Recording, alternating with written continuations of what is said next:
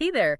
You've sent over some really cool excerpts from the science textbook chapter, and it's all about sound. We're talking like the real nitty-gritty, how it works, why it does what it does, all that good stuff about this invisible force that's like always around us, ready to dive in. Absolutely. It's wild, right? We totally take sound for granted, but when you really think about it, it's crazy that we're swimming in these invisible waves that our brains just interpret. I know, right? It's like, okay, my vocal cords are doing something, and I get that my phone speaker, like, vibrates, but how does that turn into the music I'm hearing? It's kind of magical. That's the best part. That sense of magic is exactly what makes this topic so fascinating. Yeah. And the source material you shared, it really gets into the science behind it all, starting with this idea of energy transformation. Okay, energy transformation. Right. Remind me how that works again. Yeah, so basically, energy can't be created or destroyed, just transformed, right? It's like when you clap your hands, you're not just making a movement.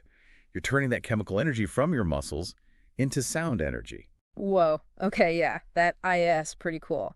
So that's how we make sound waves to begin with. But the source material, it also mentioned this tuning fork experiment. What's that all about? The tuning fork thing is a classic. It's a really good way to actually see sound waves in action.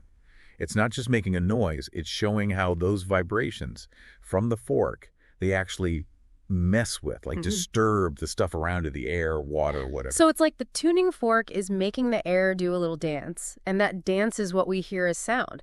But like, how does it actually get to our ears? Those air particles, are they like racing across the room when someone's singing? That's a great question. And it takes us to, honestly, one of the weirdest things about sound.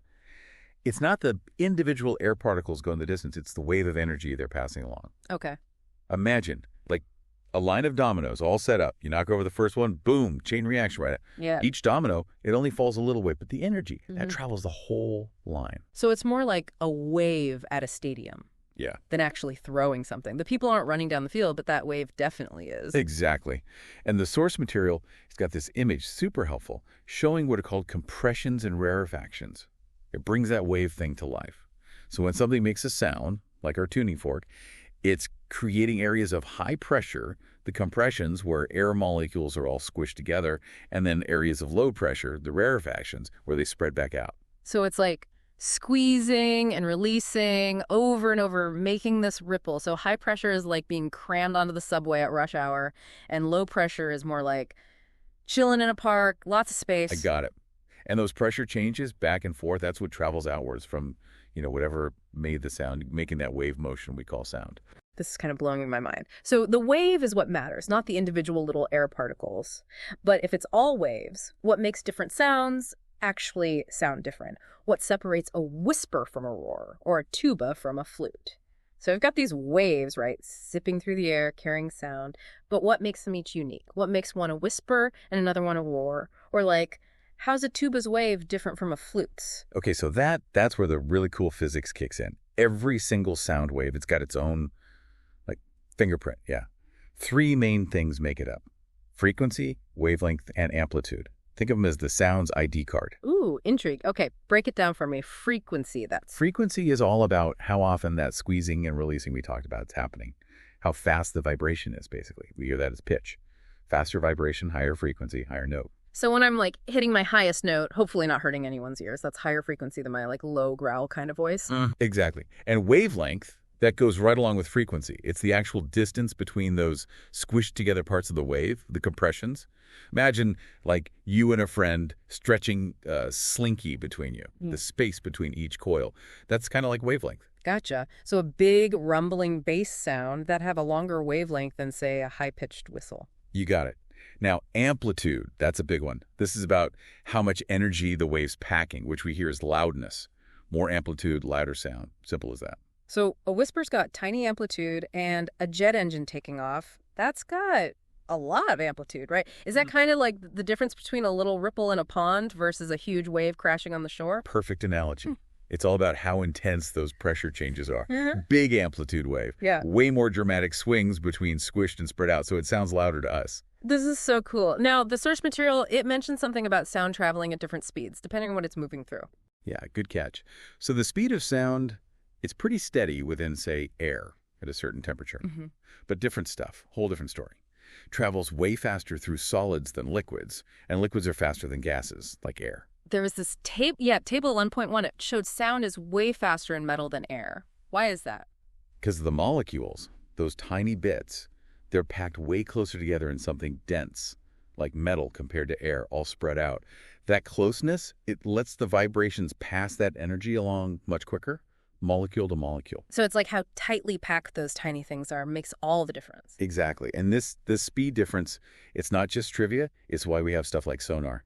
Sound waves, they go farther, faster in water than air. Super useful. Speaking of sounds, Journey, it's kind of cool how it like bounces back in some places, right? Okay. Yeah, echoes. That's what's going on there, yeah. The echoes are all about sound reflection. Like when light bounces off a mirror, sound wave hits a hard surface, cliff face, wall, whatever, some of it bounces back to where it came from. So that classic thing, someone yells into a canyon, then a bit later, hello, back at them. That's just sound taking a detour. Yep. But our brains are funny.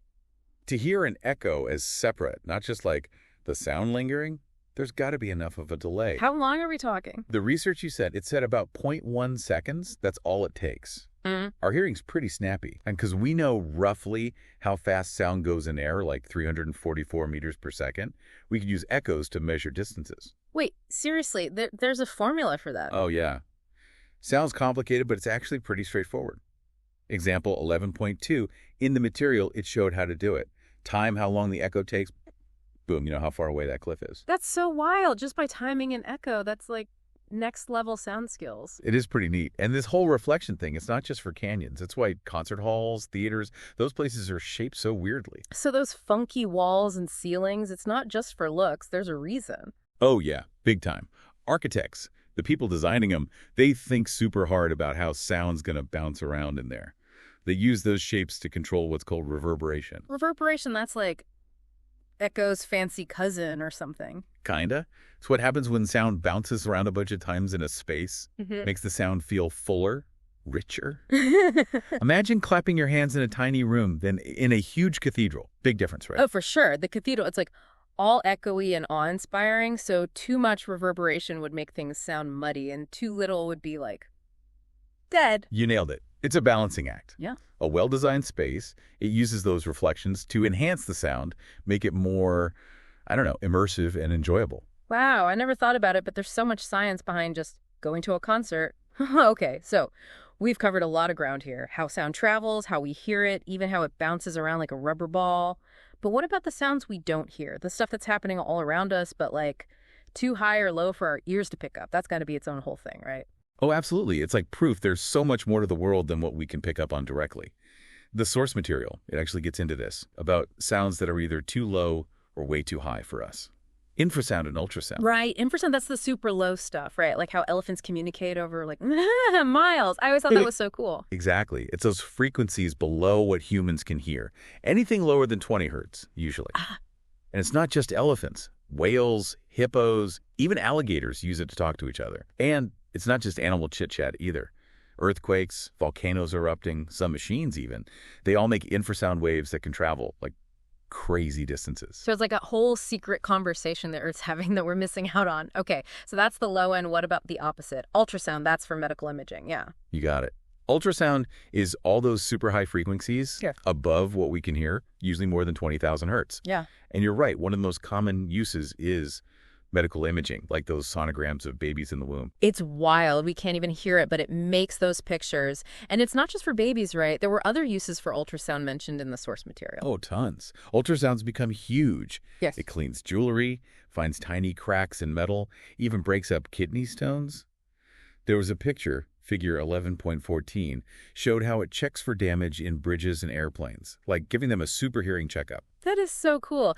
It's not just about what we hear then, it's how we can use these sound waves we don't hear to learn about stuff, do all kinds of things. Exactly. Really makes you wonder, what other secrets are hidden in sound? You know, what else we'll figure out how to do with it? It really does. This whole deep dive, it's been, well, maybe not eye-opening, more like ear-opening. Who knew there was so much to sound? Right. It reminds us, even the stuff we think is totally normal, everyday stuff, it's full of wonders. Just got to pay attention. So true. And for our listener out there, we challenge you, take a minute today, really listen to the sounds around you. What do you notice that maybe you'd usually tune out? What are those sounds like telling you? You might be surprised. Until next time, keep exploring, keep asking questions, and keep those ears open.